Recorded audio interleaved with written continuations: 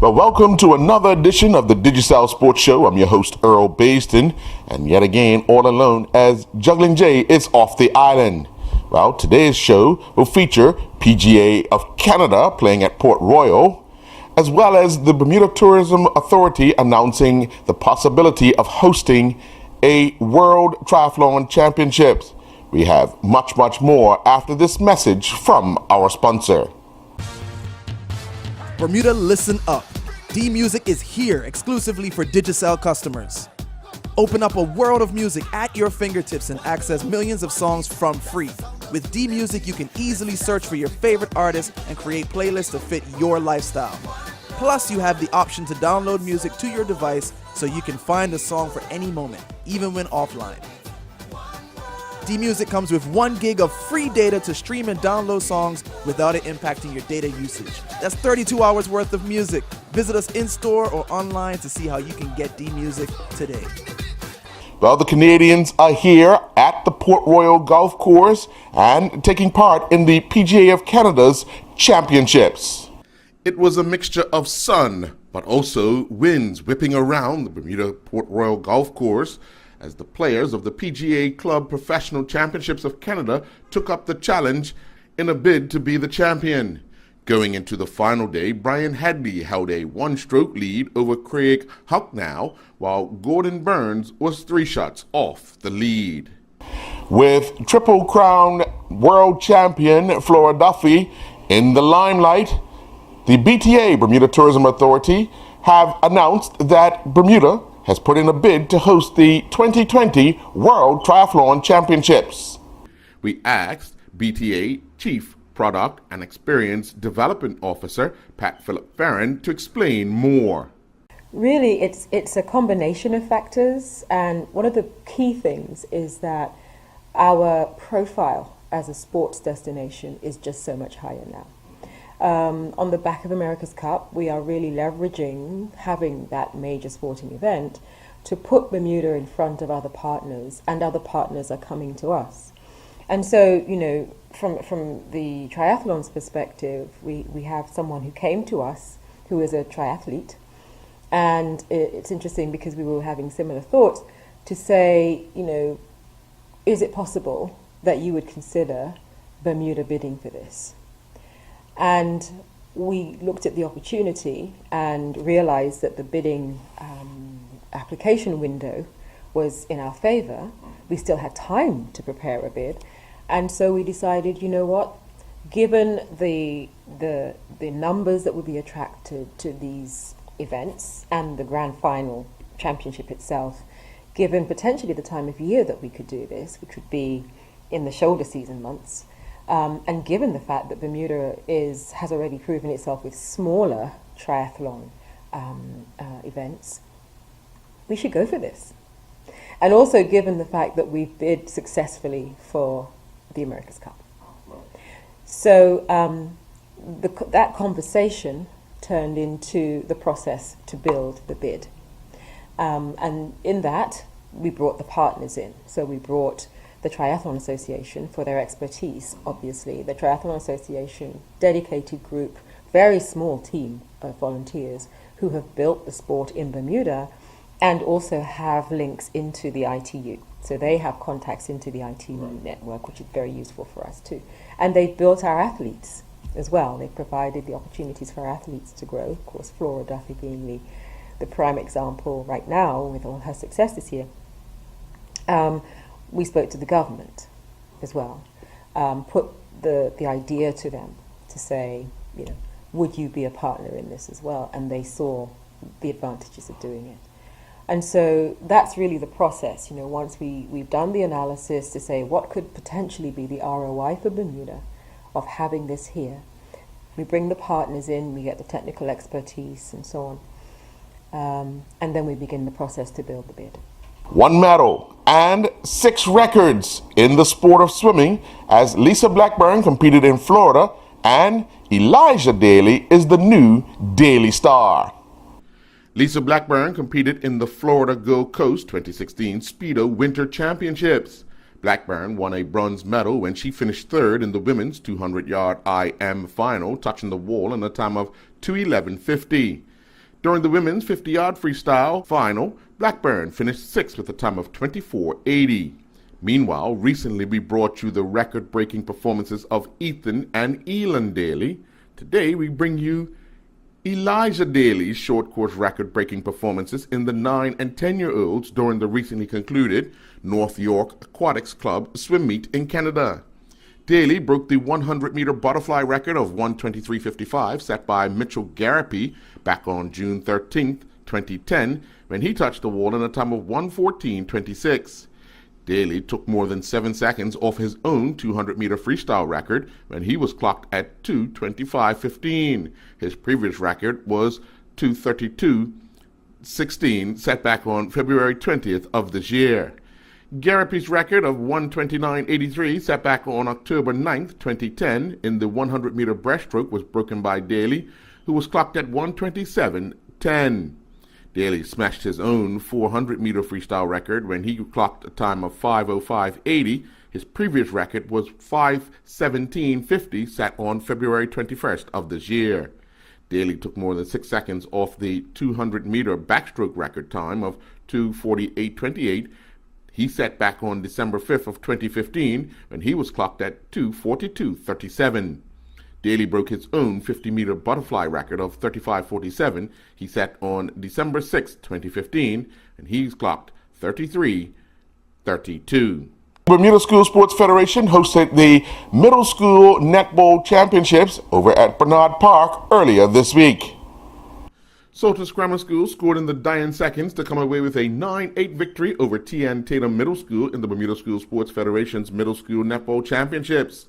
Salters were led by Selah Tuzo with 5 goals, while Ellen Butterfield scored 4 goals. Zakari Turner and Azarel Baston both scored 4 goals each for T.N. Tatum. Salters overcame BHS in their semifinal 7-5. Tatum got by Delwood Middle School 14-13 in sudden death in the other semifinal. Judy Simons, the president of the Bermuda Olympic Association, recently attended a meeting for the NOCs, the National Olympic Association, and received a plaque from the PASO president. During the recent Pan American Sports Organization, which make up PASO, meeting attended by the president of the Bermuda Olympic Association, Judy Simons, a plaque was presented in the honor of the BOA 80th anniversary celebration. PASO president Julio Maglione made the presentation to the BOA president Simons. There were points, and more points as the latest round of the Island Basketball League took place at the Cedar Bridge Academy. A total of 173 points was scored in the latest round of the Island Basketball League. Chris Crumpler scored 27 points to lead the Thundercats to victory over the Hoop Stars 54-49. The Thundercats now have a record of 4-2, while the Hoop Stars are 4-4 on the season. Johnny Lowe and Calvert Lee both had 15 points for the Thundercats. Game 2 saw the Twisters bounce back from their Saturday night loss by defeating the Rimrockers 46-34. The Twisters got 11 points from Phil Davis, while the Rimwreckers were led by Jamie Cedinho, who scored 11 points. The weather held up on Wednesday evening as Bermuda Bowl hockey action continued at the PCC hockey rink. 22 goals were scored in the latest round of the Bermuda Bowl Hockey League season at the PCC hockey rink last evening. The Vancouver Giants needed an overtime goal off the stick of Jan Larrick as they defeated the Halifax Mooseheads 6-5. The Mooseheads held a 1-0 lead at the end of the first period with a goal from Simons Ballot. When the second period came to an end, the score was level at 3-3. The Mooseheads got goals from Bill McClure and Jordan Gunter, while the Giants got 2 goals from Corey Coat and a single strike from Goose Shannon. Jeremy Esty and Jeffrey Looper had given the Mooseheads a 5-3 lead early in the third period, but the Giants would send the game into overtime following goals from Warren Miller and Cam Poland. The nightcap saw the Tri-City Americans defeat the Oshawa Generals 6-5. A goal in each period saw Jacob Amnong come away with a hat-trick. Josh Bush, Christopher Jackson, and Matthew Benson all added a goal each for the Tri-City Americans. Nathan Kalowski scored twice for the Oshawa Generals, while Chad Mitchell and Andrew Levy added the other goals. Open up a world of music at your fingertips and access millions of songs from free with D-Music, exclusively from Digicel. With D-Music, you can stream and download songs and create playlists of your favorite artists to fit your lifestyle. Whether you're working out at the gym, getting ready for a Friday night, or just chilling at home, D-Music comes with 1 gig of free data to stream and download songs without it impacting your data usage. That's 32 hours worth of music. Visit us in-store or online to see how you can get D-Music today. Recently, there's been a lot of talk about youth football. I sat down with the president of the Bermuda Football Association, Mark Wade, and the chairman of the Youth Football Committee of the Bermuda Football Association, Troy Lewis, to get some insight into youth football and much more. Okay, the purpose of youth football is to promote football within Bermuda at the grassroots level. Our main focus is try to foster the love for the game and the interest so that it's at a level for everybody to play. So we look at the level from people who just like to play as recreational and work on the pathways to get them towards the National Academy, which would then come under the PDC, which would be the elite level. At what age of the youth program, because would you consider the PDL to be a youth? No. Under the youth committee, we go from the under sixes, or under fives, I should say, all the way up to under 16. Okay. So the under 16 age group, and then the PDL will come beyond that, and that would be considered senior football. Okay, so from the under 16s, when do you start looking at being competitive at the youth level? That would be under 14. Under 14. And then, of course, the grassroots, which under FIFA's description is 12 through 6 through 12. Mm-hmm. They have an opportunity at the Capot tournament for competition, so to speak. Right. So, and that's the reason behind structuring player registration. Do you have player registration for? We have player registration from under 8 all the way up. Oh, okay. We are going to be looking at implementing for under 5s and under 6s, just so we can start following players and seeing where they're actually playing. Mm-hmm. Okay, all right. Obviously, one of the things, there's a lot of talk outside the association, and that was Sure. my reason for contacting you, Mr. Reed. Of course. Restricting clubs, I would say, not teams, but restricting clubs to a limited amount of players or a limited amount of teams per age group. Am I correct in saying that? Well, you may answer. I'll let Mr. Lewis answer that Okay. one. Okay, so first of all, restricting clubs by players is not what we're after. We are restricting clubs based on the amount of teams that can enter the league. One of the biggest challenges that we have is that we have a limited amount of players, but we have a lot of affiliates, and we would like to be able to have more clubs in order to have more clubs to have teams within our leagues. What we don't want is a league that has many teams from one club, and let's say for some reason that club decides that, you know what, I'm not entering, then we may not have a league. So that's some of the thinking that we have to do. But it's also to balance the players throughout the island and throughout our affiliates. Okay. There's also a question of resources as well. We're trying to improve the experience of players, coaches, and parents.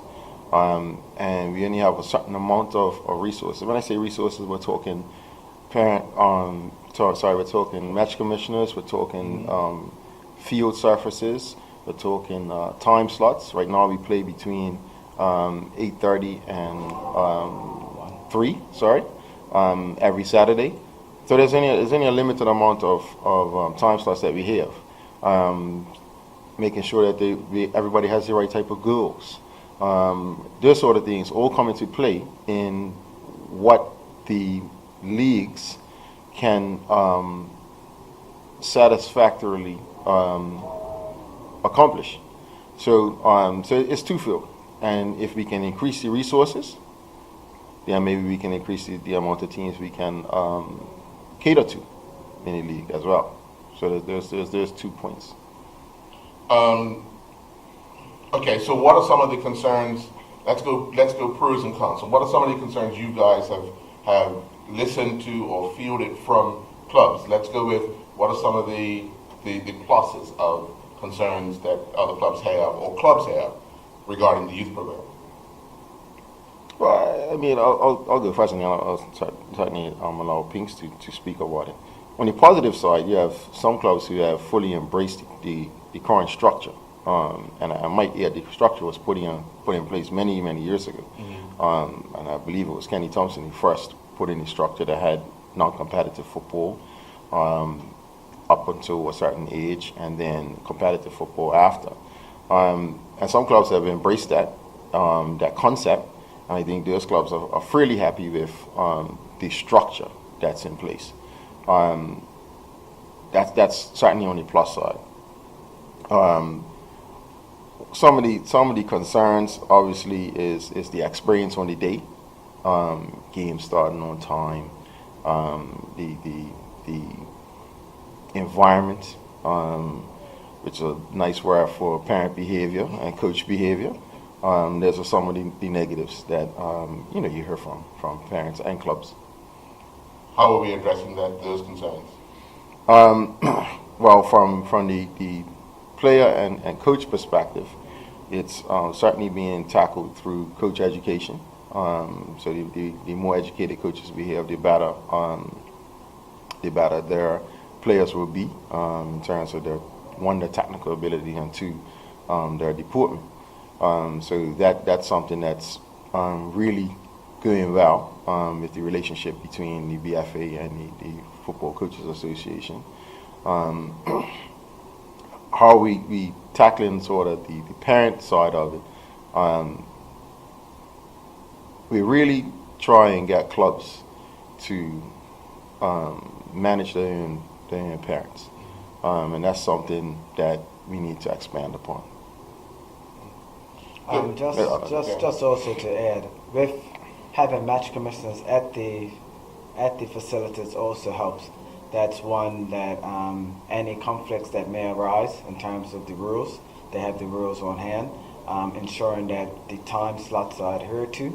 That's another thing that the match commissioners are able to do. And then when we do have those parents who may be a little bit more vocal, or negatively vocal, I should say, then we have a neutral person who can actually first intervene to try to reduce that sort of behavior before we have to go beyond that. So that is one of the reasons why we have to be aware of how many games and matches we have based on resources, because the match commissioners at youth games really make a huge difference. Recently, I was at PHC and I saw you were there, and you came later on.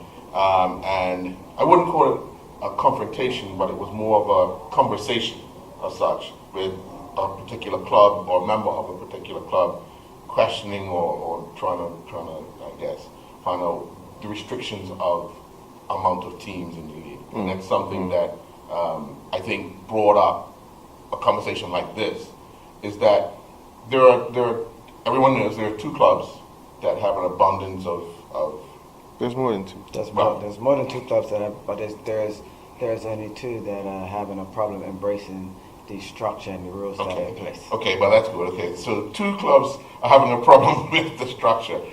How do we address that? How do we because I hear, through parents, through coaches, through the association is stopping players' growth, players' availability to play or ability to play on a Saturday. How do we address it? Well, there's a few things.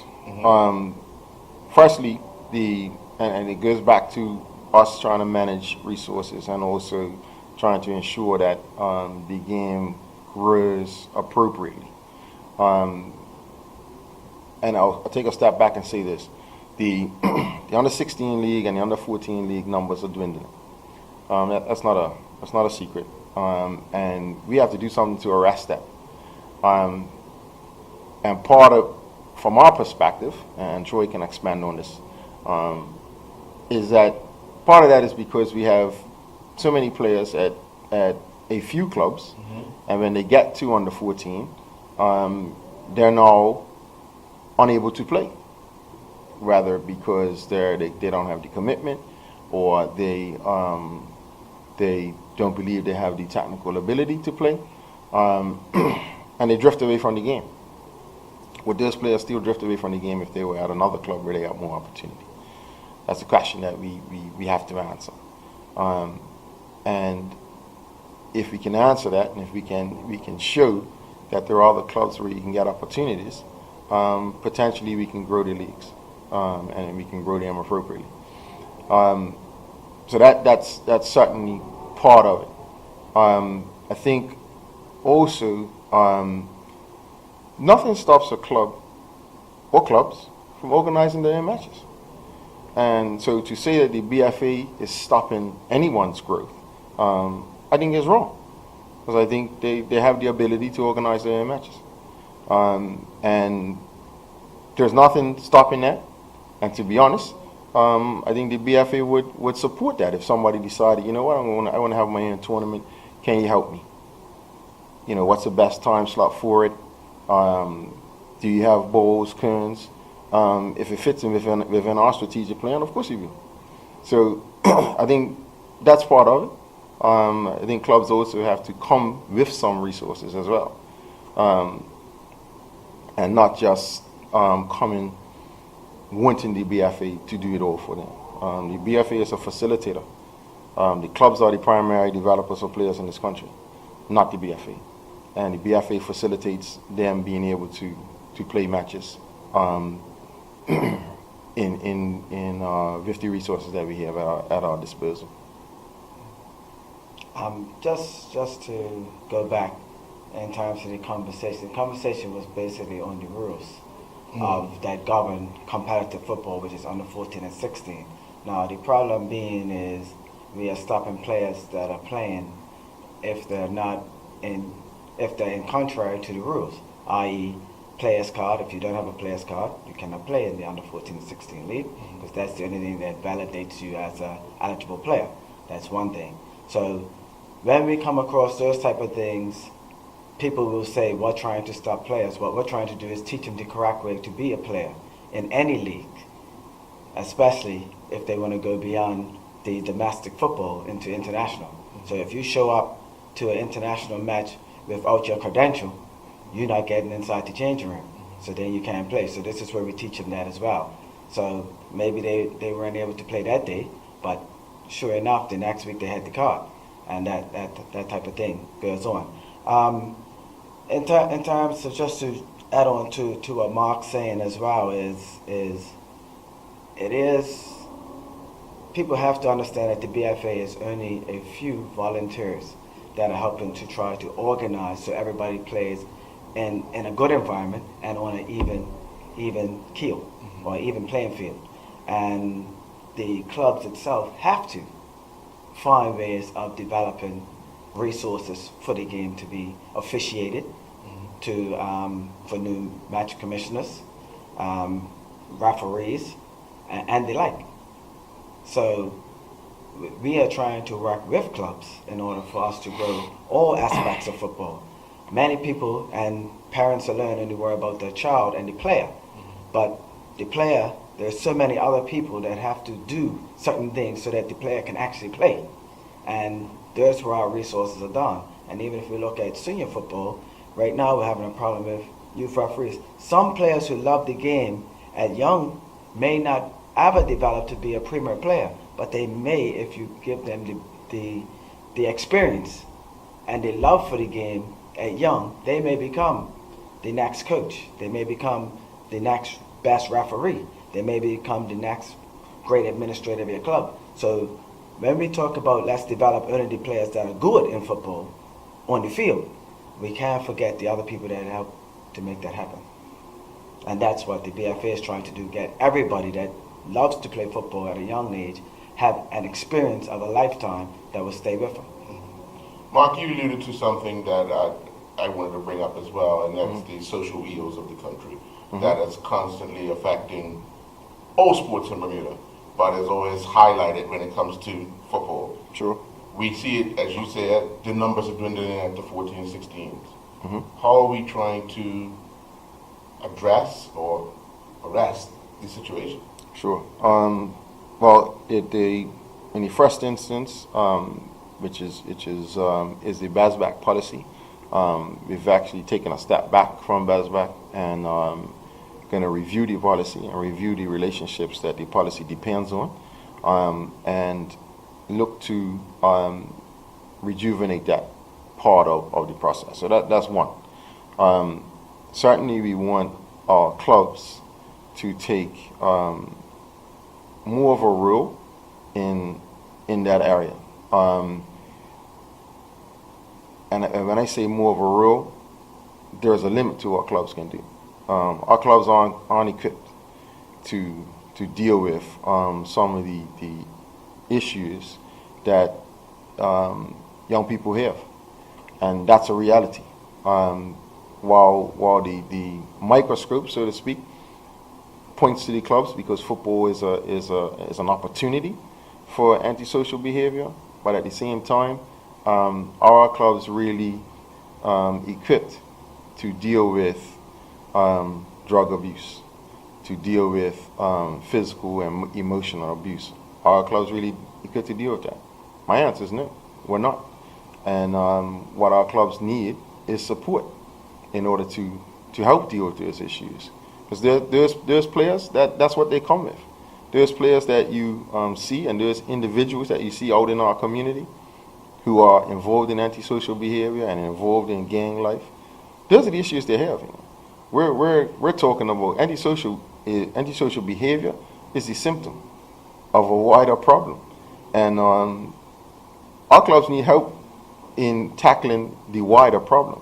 What is the problem? Is this child has he been physically, emotionally, mentally abused as a child and found some semblance of sanity out on the street? Our clubs aren't equipped to deal with that, and we need help to deal with that. Is this child, has he witnessed, or he or she witnessed all manner of behavior from their parents? Our clubs aren't designed to deal with that. We can help, and certainly football globally is looked at as a avenue to tackle these issues. But the reality is that the people working within football, coaches, parents, volunteers, do not have the skill sets that a social worker has, that a psychiatrist has, that a school teacher has. And they require assistance. They require the people that are involved in antisocial behavior require that type of expertise. Can the clubs help? Absolutely. Do they help? Absolutely. Do the clubs have success stories that they can point to where we have successfully intervened in a young person's life?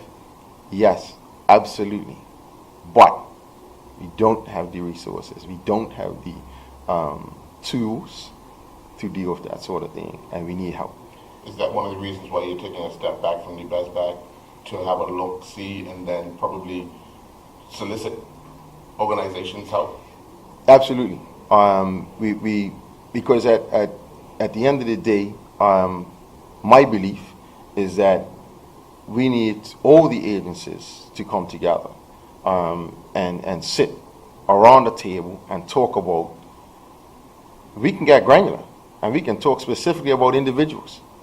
I have an at-risk kid at under 12 at my club. Do you have him on your radar? Yes, I do. The family center has him on our radar, and this is what we're doing with him. We can speak to his school. Do you have him on your radar? What challenges are you seeing at school? What initiatives that you're doing at school that are working that we can support here at football, or we can support at whatever other activity he is involved in? We don't have that right now. Right now, we're all doing things individually, and it's working haphazardly, and we're not even sure that we're all pulling in the same direction with an individual. And for me, that part is missing, huge, missing. And I don't know whether it's because the value of football is being undervalued by people outside of football. Possibly it is. Possibly it is. And the reality is that you can't undervalue what football brings to the country and then ask why football isn't doing anything. Bermuda, listen up. D-Music is here exclusively for Digicel customers. Open up a world of music at your fingertips and access millions of songs from free. With D-Music, you can easily search for your favorite artists and create playlists to fit your lifestyle. Plus, you have the option to download music to your device so you can find a song for any moment, even when offline. D-Music comes with 1 gig of free data to stream and download songs without it impacting your data usage. That's 32 hours worth of music. Visit us in-store or online to see how you can get D-Music today. For the youth committee, what goals do you set yearly, or what goal have you set for this year to accomplish or get through this season? Obviously, because you have to have something in mind of how you want it to grow and what steps you want to make better than was last season. So what are some of those targets you set for the end of the season, what you're hoping to accomplish? Okay, so let's start off with what we say is the areas that we have major concerns, which is the under-16 league. And so with the under-16 league, last year we played with 4 teams in the Hill League, so each team played each other 3 or 4 times throughout the year. Mm-hmm. And one of our biggest things was trying to find ways of increasing the teams for that age group and come up with different ways and incentives of encouraging them to want to play. So this year we met with many clubs that have had players within that age group, found out how many they had, the teams that may not have had enough, and how we can actually modify the rules for that age group to allow for that. So we have increased that age group to allow overage players, almost like the PDL, for under 16, so they can go up to under 18, but they can have 3 players on the field at one time. And we've also looked to give them a better sense of playing. So we're going to be looking at putting some of the under 16 games in front of premier matches, and that's due to start the first Sunday match, I think, is on Sunday. So hopefully that will be something that sparks them to want to come out, because by the time they finish playing, they'll have some fans around to watch them. We've changed the time frame of when we're playing the Saturday matches for that age group, as we know that most of the antisocial behavior is not the people that's playing the game, it's the people that may come around to watch or try to bully people that are playing. Mm-hmm. And so we'll change the time, so there's no longer in the afternoons. These games are now early in the morning. So hopefully that's one deterrent from people having to come up and being early to get involved in antisocial behavior. So we have moved from 4 teams to 7. So that for us is a major success. Now our thing is to help them to keep that 7 teams for the whole season, which is still an ongoing battle to ensure that each team that has the minimum players don't lose any. Mm-hmm. So that's one thing. We are now videotaping under 16 matches. So each week we will have a match that we will videotape so that they can get a copy and see themselves playing. At the end of the match, that one person is picked out to be interviewed from each team. So now they're working a little bit on the interview skills and talking in front of a camera and getting themselves a little bit more comfortable around it. So in that area is where we're increasing. Now at the children's level, where we have abundance of players and teams, our aim is to ensure that the matches and the competitiveness of the groupings are equal. So what we would like to see is a team, let's say if you have 9 matches in a season, you want to have 3 wins, 3 losses, 3 draws, something like that. Mm-hmm. And that means that you're actually balanced, so you're getting both sides of the spectrum. What we don't want is a team that's winning 10-0 every week, because that's no good for him or the people, for that team or the people that they're playing. Mm-hmm. So we started off with a few weeks of festival days to see what teams' levels are at, as well as to ensure that clubs who enter teams had the correct players to be in that age group, and then we grouped them so that the experience for everybody, if you're the newly developed or if you're one of the more developed in that age group, then you're playing against that same level. So that's something that we started this year, and hopefully we've got it right, and we'll reevaluate that again in December to see how that looks. over the first half, and then in the second half, if we have to make any changes, then we will. So, again, for us, it's making sure that the experience for everybody is enjoyable. Is that one of the part and parcel of not zoning for youth football? When I say zoning, the East Stand teams in the East, the Central teams, and the Western teams, is that part and parcel of that? Not doing that is to ensure that there's level play at the age groups? Well, zoning has been discussed before, but again, I don't think that's going to be good, because then what happens is, just like you say, if a club only has one team and that team is lower developed, then they're not going to enjoy playing, and players ain't going to want to play if you're losing every week by huge numbers. I mean, there's only so much a parent, a coach, a club can do to keep them juvenated to come back to next week to lose 10, 12, nothing.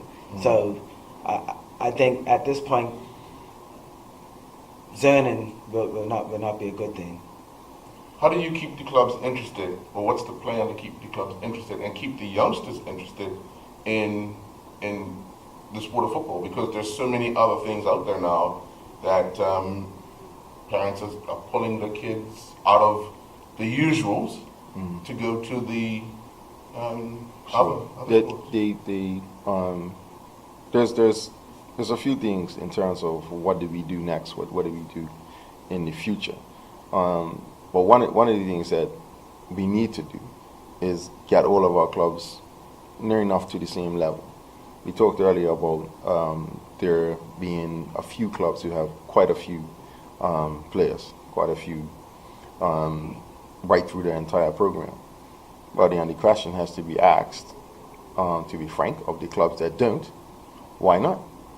Why does a player or his parents feel quite happy traveling from Somerset all the way down to town? And we need to ask that question. We need to ask the question of clubs, of our clubs, what do you need to do to improve? We need to help them to improve, help them to produce a product that parents want to be involved in. That's going to be the big ask. And some of those conversations are going to be difficult. I'll be frank, they will be. Some of them will be difficult. But I think they need to be heard in terms of us improving all of our clubs. There are centers of excellence, absolutely. And you only need to drive around and have a look and you'll see where the centers of excellence are. But we need to have excellence right through the entire country. And if we can do that, that's another pillar in tackling the problem. So now a parent can now choose, the choice becomes a little bit more difficult than what it is today. Is that a one-on-one conversation or a grouping? When I say grouping, do you get a group of teams together, or is it more one-on-one? Because as we know in Bermuda, not a lot of people like to talk around, because sharing my problem, I'm not talking in front of this. For me, there's going to be one-on-one conversations. We have our club licensing program, which is being run by Neville Tiro, honorary vice president, and also being driven by David Sabir. So that's gonna be pointed at the administrative side of our clubs, and how can we improve administratively? What do you need to do administratively better to ensure that you tick all the boxes as far as a business is concerned, and then you tick all the boxes administratively as far as your players, knowing your players, having them register them on time, registering your teams on time. And then the next part of that is technically. And that'll be driven through the technical department and the technical development director, Maurice Luke. What do you need to do to improve technically? Do you have a curriculum and syllabus written down that says, this is what my club is, and this is what we teach, and this is how we're going to teach it? That sort of thing. I believe that if we can get clubs thinking on those terms, we can then present something to parents that says, here's an alternative product than where you are today, and make the decision for parents a lot more difficult. Now I have to choose between 3 clubs in my area that all have curriculum and syllabus, all have policies and procedures, all have parent code of conduct, coaches code of conduct, player code of conduct, and they now have to make a decision. Rather than saying, well, it just looks better over there, so I'm going over there. So there's some of the additional things that have to be done. Because to be frank, as a club, I can't look across the fence and say, why do they have all these players, and blame the club that has all the players. That's not the answer. The answer is to look inward and ask, why don't I have all the players? And what can I do to improve my product so I get them? The real world, you would like that to happen yesterday. Yes, of course. But in the real, you're talking a strategy that could possibly take 3 years, 3 to 5 years, for everybody to understand and be up and running. So in the interim, how much do we champion that call? How much do we charge down that line to say, let's get on board, let's get on board? And the other problem is that when administrations change, ideas and directions change. How do we stay on point? Oh, I would like to jump in there.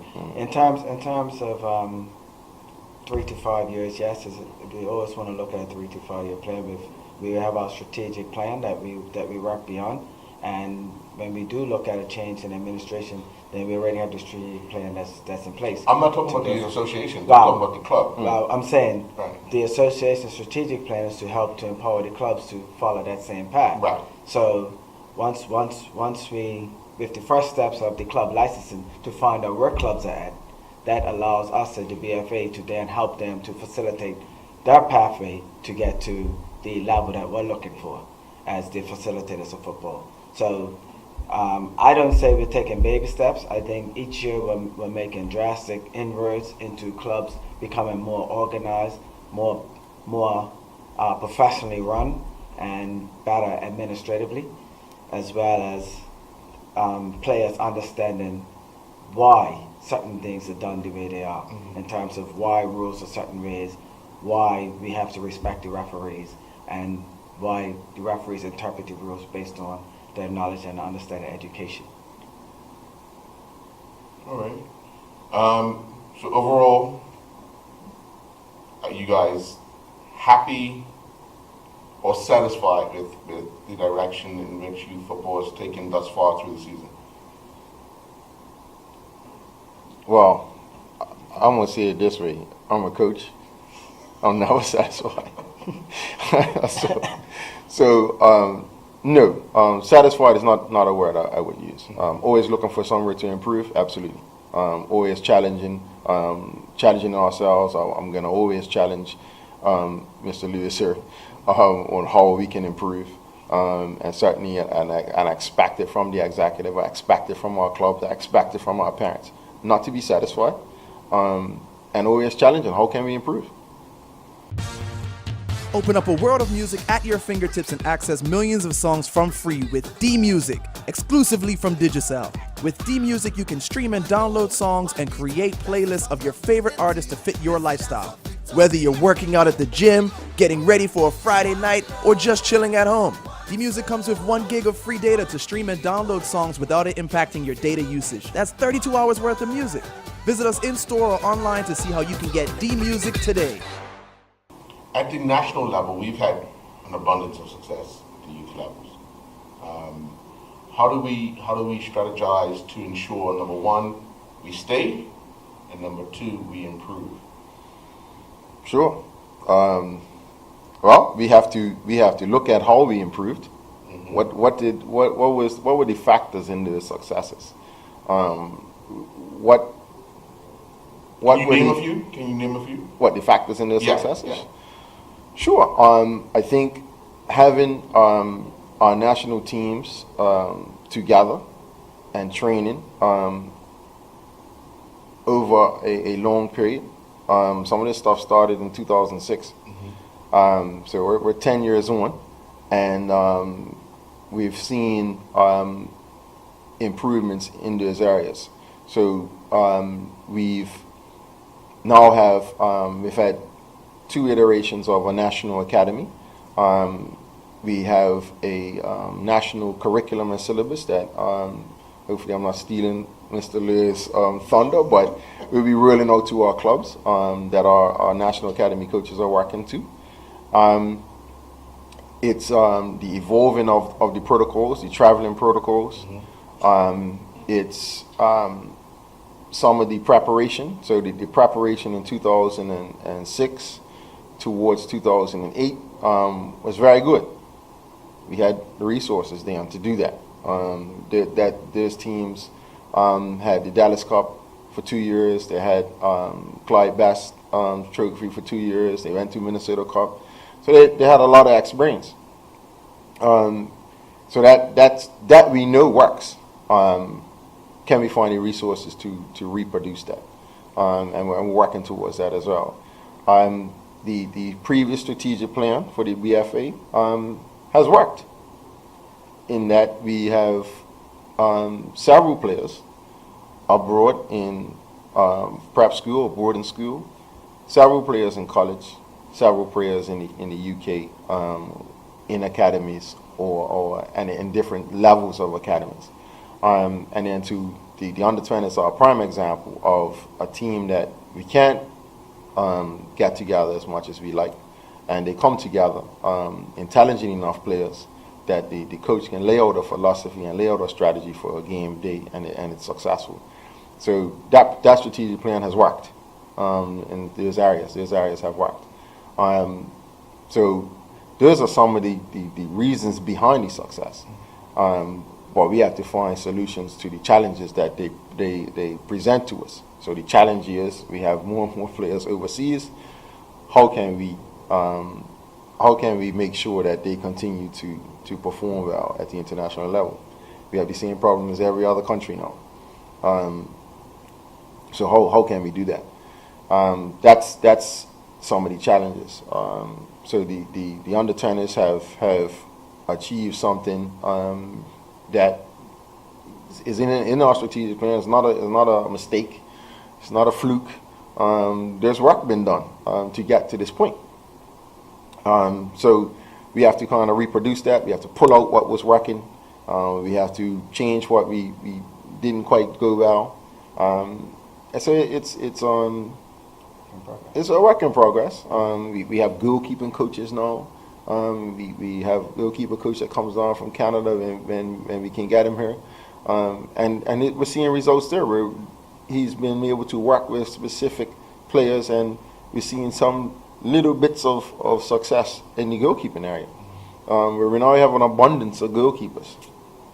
We need to continue that. Right. You continue that. And then you're seeing where coaching education is succeeding as well.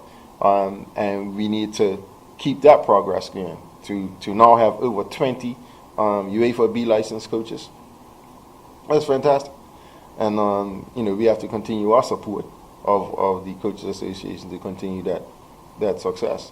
One would say when the government committed the funding to the association, the performances on the field weren't good. Now that the funding isn't quite where it used to be, the performances are better. Some would say that you're performing better with less. Well, I wouldn't agree with that. But what we have done is, when we did have funding, we were developing what we have as a product now. So just because we have success today, it didn't start from what we done today. It started from what we done way back then. And with those fundings, we were able to have a wider platform to work from to get to the pinnacle that we're sitting at this point. So having funding allows us to broaden our base, introduce new ideas, expose the players to a lot more things, especially earlier in their football careers, so that then they can become a better player than they would have than waiting to when they have to compete for the national team or even at the youth level, and saying that's the first time they've been exposed to any of this. Traveling, for one thing, traveling long distance, being up late at night, getting in a place and what you like to eat is not cooked the way you. Those type of things all play a part. And back then we were able to expose them to those type of things. expose them to when you get to a place and you know what, your food's just not going to be there. Although it should be, it's just not. And some of those things are by design, and they have to be ready for it. Now, if you look at our players, they're already expecting us, and if anything else, they're already ready for it. So it doesn't take them off their game on the field. Yeah, that's a real simplistic example, Right. But it's a reality. Yeah. Some of the players that are in the senior national team now were 12 and traveling and dealing with these issues. So to them now, it's par for the course, and they know how to adjust and still perform at the highest level on the pitch. In a few months' time, the under-20s will be in what I want to call uncharted waters. Good word. But to accomplish something that they've accomplished and get to those waters, what's the expectation of the association? Because Bermuda's expectation is going to be one thing, but we have to be realistic in how we make sure that those goals that the association set are also applauded by Bermuda or supported by Bermuda. So what's the expectation for the association? My expectation is that they do well, and they focusing on the games themselves one at a time, and results will come their way. Yes, they're in uncharted waters. They're playing the top end of CONCACAF, and they're going to be playing countries that have advanced into the World Cup at under 20 and at senior level. So they have a challenge. I know they're up to it, and I'm expecting to see some very good things. No pressure.